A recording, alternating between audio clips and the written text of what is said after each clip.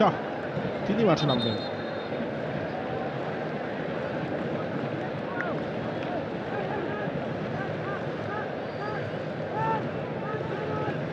Corner kick, Dinesh হেনজন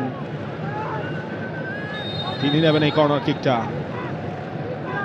দিনেশের supply, সেখান থেকে নেপালের গোল। শেষে এসে গোল খাওয়ার সেই অভ্যাস থেকে আর বেরোতে পারছে না বাংলাদেশ। হংকং চায়না ম্যাচে যেটা হয়েছে, ড্র ম্যাচ যেখান থেকে বাংলাদেশ হেরেছে, এবার জেতা ম্যাচ সেখান থেকেই ড্রর ইকুয়েশনে নিয়ে এসেছে বাংলাদেশ। যা হওয়ার তাই হলো, যা ঘটার তাই ঘটলো, এবং আরও একবার বাংলাদেশ তীরে এসে তরি ডোবালো। ক্লাসিক। অনন্ত তামাং তিনি গোলটা করেছেন। দেখুন, ম্যাচের শেষ কয়েক মিনিটে বাংলাদেশের কোনো কন্ট্রোল ছিল না, নিয়ার পোস্টে টার্গেট করা হলো এবং what a Flick, what a Flick.